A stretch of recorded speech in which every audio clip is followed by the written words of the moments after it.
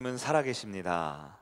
네, 다시 시작하는 힘은 주님의 복음밖에 없음을 믿으시기를 바랍니다. 올 한 해 이제 구정 명절이 지났으니까 또 새로운 새해가 된 것 같은 느낌이 드는데요.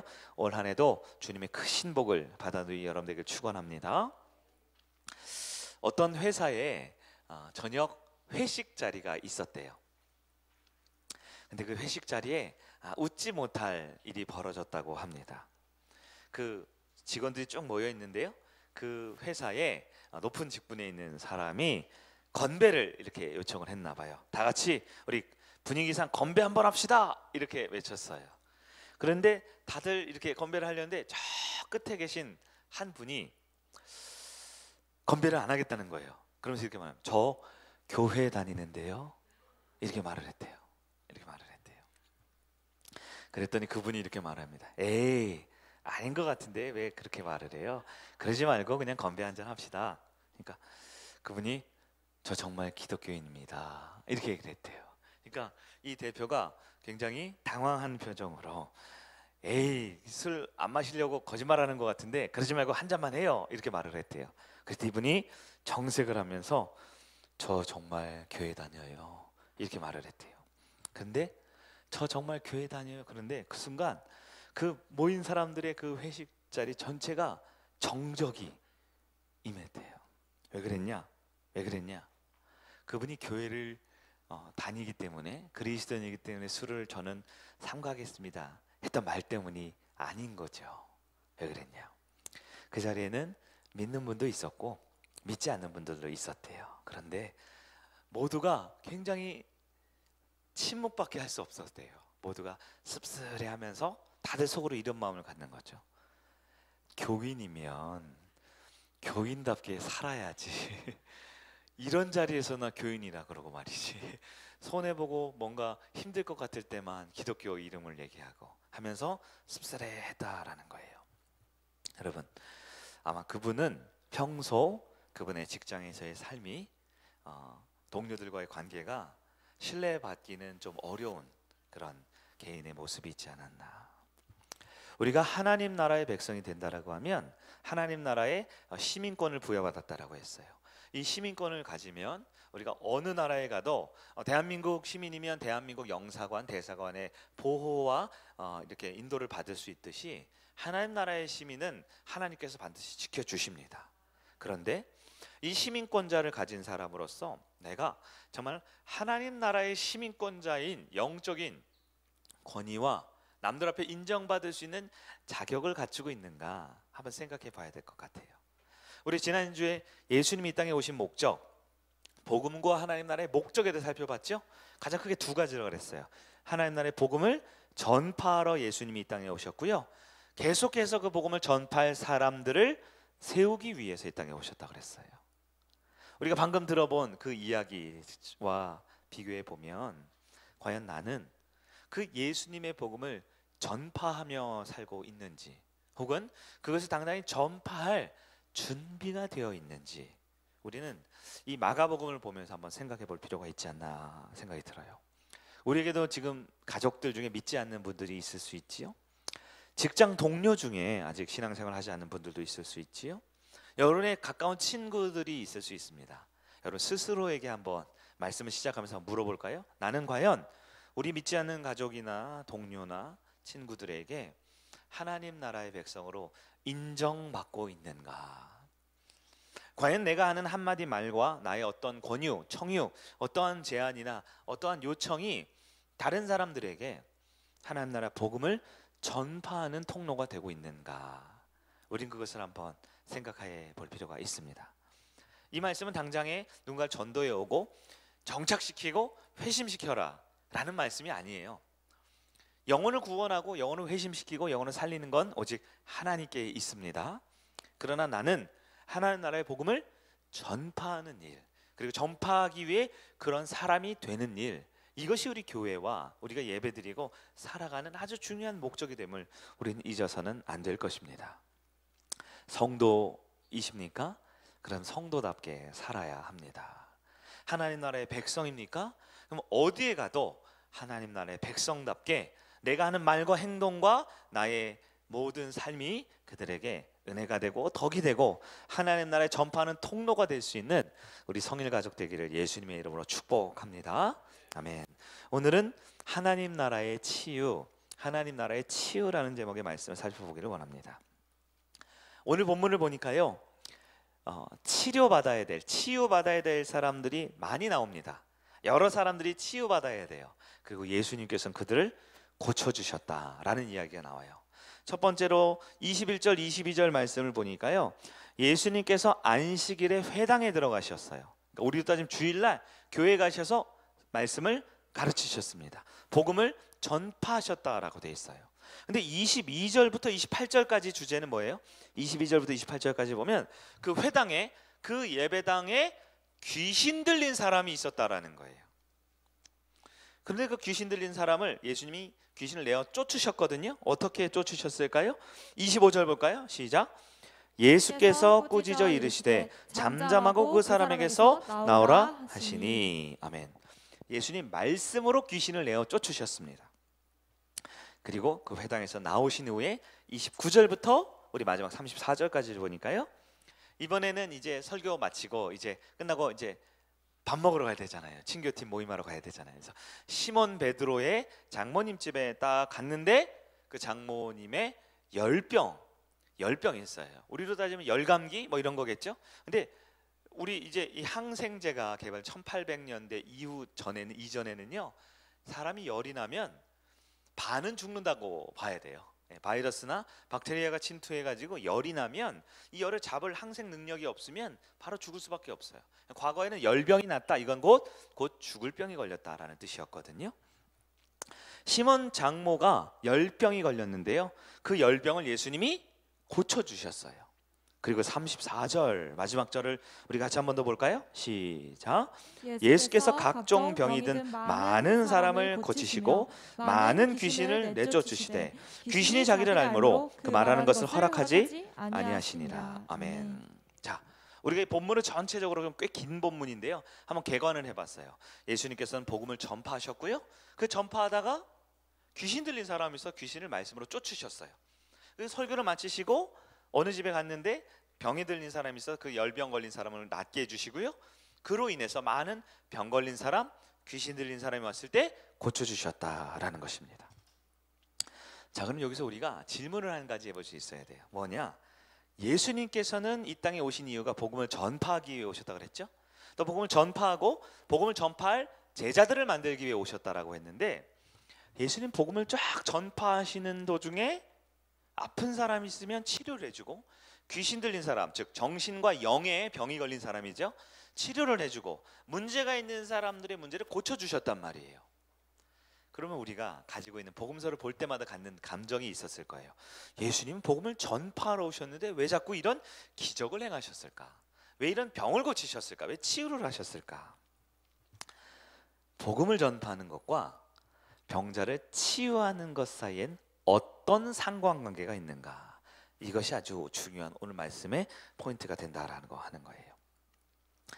우리 한국 교회에 보면요, 대표적인 여러 교단과 교회가 있죠. 정통 교단 2단 말고요. 대표 교단을 크게 두 가지로 보면, 이 개혁주의라고 하는 우리 장로교를 대표하고 있는 이 보수주의, 성경 중심적인 개혁주의 교단이 있고요.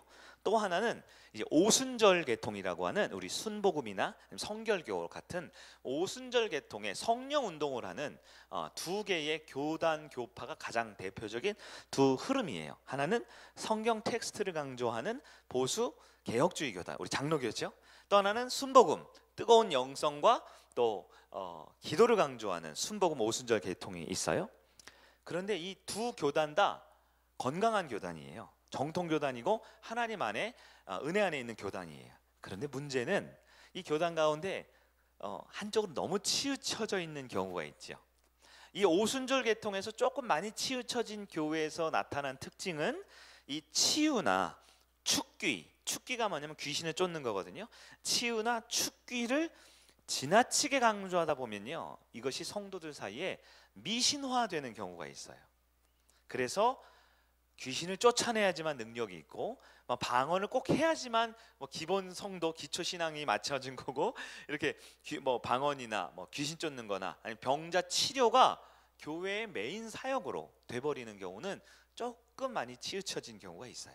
그래서 우리 교회는 귀신 쫓는데, 우리 교회는 병이 낫는데 하는 식으로 이 교회가 본질에 조금 벗어나게 되는 거죠. 반대편 극단도 있을까요? 보통 개혁주의라고 하는 이 성경을 중심으로 하는, 본문을 중심으로 하는 교단에도 조금 극단적으로 가면요, 우리도 조심해야 되는 것이 뭐냐면 이 하나님 나라 혹은 천국 혹은 구원의 개념을 지나치게 관념화시켜 버려요. 관념화, 말이 좀 어렵죠? 그러니까 현실적인 신앙인이 아니라 나중에 그냥 천국 가는 거, 나중에 지금은 고난과 고통이 있을 수밖에 없어, 나중에 천국 가면 돼 하는 굉장히 사변화, 관념화 시켜버린 이 구원을 전 우주적인 우리의 삶이 아니라 단지 어떤 특정한 시대 이후로 가는, 그래서 우리 이단으로다고 볼 수 있는 세대주의라든가 어떤 특정한 개념으로 이렇게 몰아가는 경우가 있다라는 거예요. 그러니까 쉽게 말해 현실에 뿌리 박지 못하는 신앙인을 만드는 경우가 있다라는 거죠.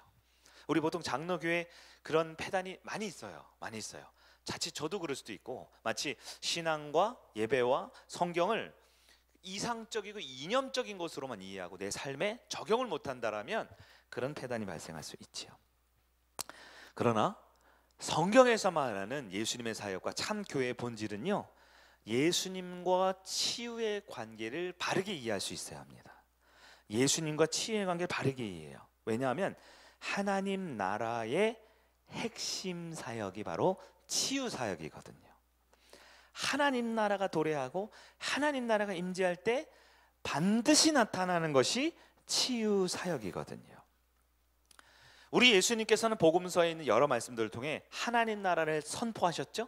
하나님 나라 전파하실 때마다 나타나는 현상이 뭐예요? 항상 치유가 따라옵니다. 왜냐하면요, 아주 중요해요.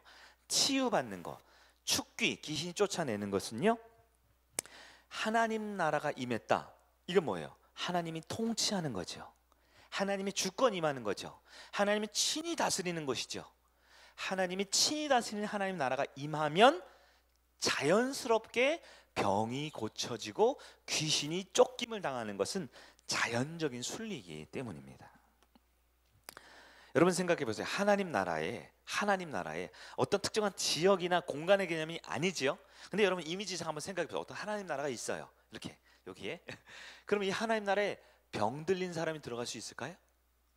못 들어가죠. 병 걸린 사람은 어떻게 하나님 나라 들어갑니까? 그럼 하나님은 어떻게 하셔요? 당연히 하나님 나라가, 우리가 하나님 나라에 들어가는 게 아니라 하나님 나라가 임하면요, 병 들린 사람이 고침을 받는 거예요. 그래서 귀신 들린 사람이 천국에 들어갈 수 있을까요? 말도 안 되지요. 그럼 어떻게 해요? 귀신 들린 사람은 그러면 지옥에 가냐? 그 뜻이 아니죠. 귀신 들린 자가 하나님이 임재하면 그 귀신이 떠나가는 일은 당연히 일어나는 일이다라는 것입니다. 여러분, 치유와 귀신이 쫓아나는 것은 하나님이 임재하고 사탄이 물러나는 증거임을 기억하시기를 바랍니다. 설교가 끝날 시간이 됐네요. 이제 1번 해야 되는데 오늘 4번까지 있는데 네, 시간 닿는 간 일단 해보겠습니다. 첫 번째, 성경에 나타난 치유입니다. 성경의 치유. 여러분 구약 성경에 치유라는 단어가 많은데요, 가장 대표적인 단어가 여러분 라파라는 단어 들어보셨어요? 여호와 라파. 그럼 치유하시는 하나님이죠. 네. 신약 성경에는요 세라피오라는 단어, 세라피오. 이거는 여러분 의료기기에도 많이 들어간 표현이에요. 세라피오. 근데 이 라파 혹은 세라피오 둘 다 무슨 뜻이냐? 고치다라는 뜻이에요. 고치다. 무엇을 고칠까요? 깨진 컵을 고칠 때는 라파라는 표현을 안 씁니다. 저기 피아노가 망가졌을 때는 세라피오라는 단어는 안 써요. 무엇을 고칠까요? 사람을 고칠 때만 쓰는 거예요. 라파, 여호와 라파나 세라피오라는 단어, 즉 성경에 나오는 고치다라는 치유라는 표현은요 사람을 고칠 때 쓰는 거예요. 그럼 사람을 왜 고칠까요? 사람이 망가졌으니까요. 사람이 다치고 아프고 상했으니까요. 그러면 우리가 사람이 다치고 상하고 망가졌다라는 걸 볼 때 사람의 어디가 망가졌다는 뜻인지 우리가 봐야 돼요. 사람의 어디가 망가져요? 우리가 그러면 사람이 어떻게 구성되는지를 이해할 필요가 있겠죠. 사람은 어떻게 구성되어 있어요? 머리, 가슴, 배인가요? 그럼 곤충이죠. 네. 사람은요? 사람은 몸과 혼과 영으로 구성되어 있습니다. 이게 성경에서 말하는 사람이에요. 몸이 있고요, 즉 육체가 있지요, 혼이 있어요, 즉 정신과 생각이 있지요, 끝으로 영이 있습니다. 영적인 부분이 있어요.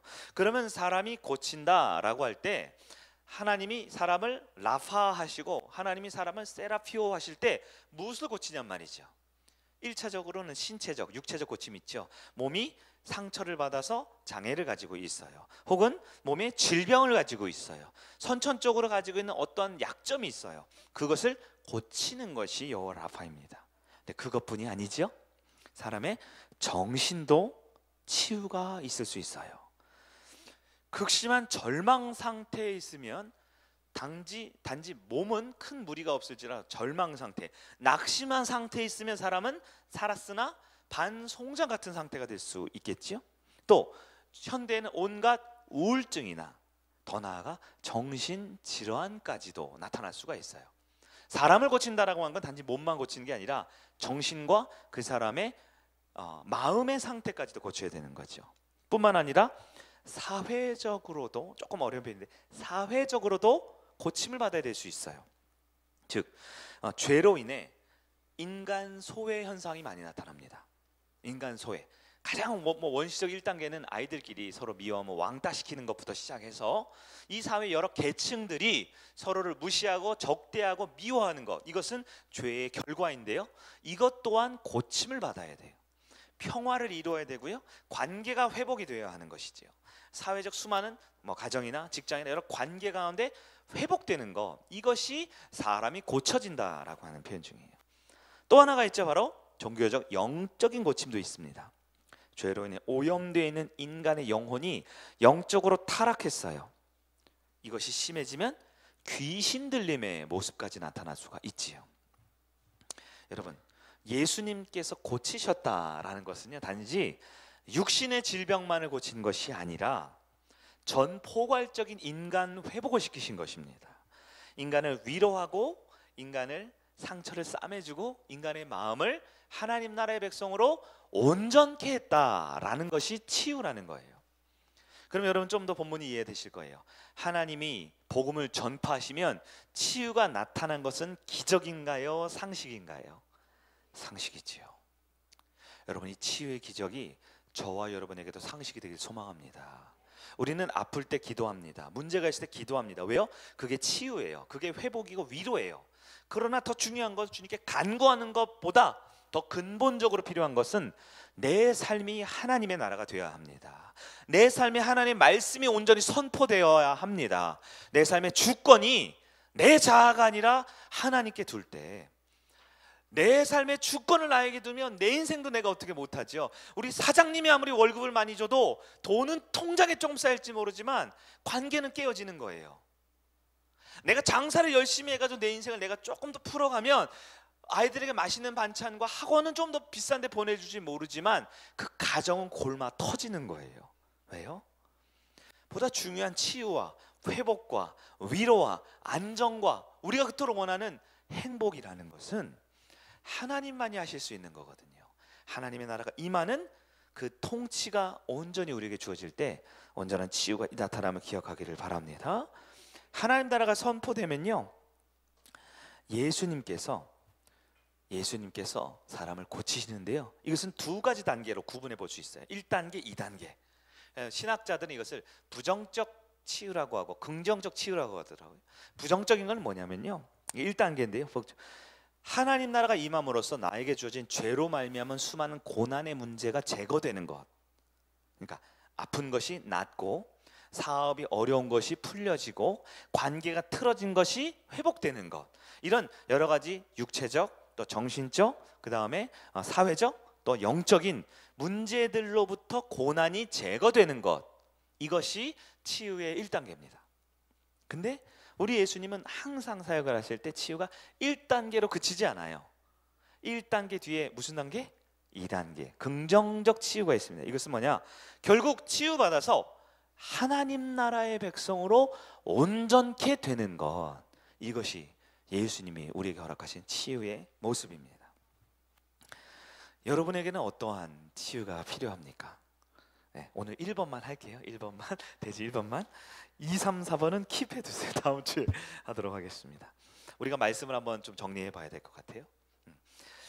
우리에게는 어떤 치유가 필요할까요? 모든 사람이 죄를 범하였음에 하나님의 영광에 이르지 못한다 그랬어요.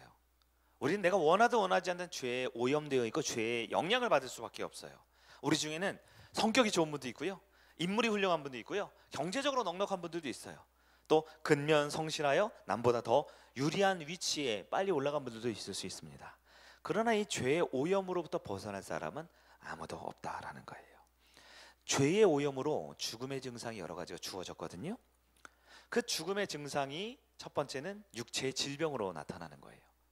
그리고 결국은 노화되어서 죽을 수밖에 없는 존재가 된 것이지요. 사람은 노화되어 다 죽거든요. 그것은 죄로 인해 증상입니다. 물론 다칠 경우도 있고요, 어떤 것이 우리가 관리를 소홀히 해서 특정히 더 병이 날 수도 있죠. 그러나 전체적으로 보면 같은 현상이에요. 우리 육신이 병에 걸리게 되어 있습니다. 근데 육신만 병이 아니라 마음으로도 병에 걸리는 분들이 있어요. 심리적으로, 또 정신적으로, 관계적으로 수많은 스트레스와 관계에 대한 이 억압 때문에 관계가 깨어지고 고통당하는 분들이 있습니다. 어떤 분들은 인간 관계 있죠.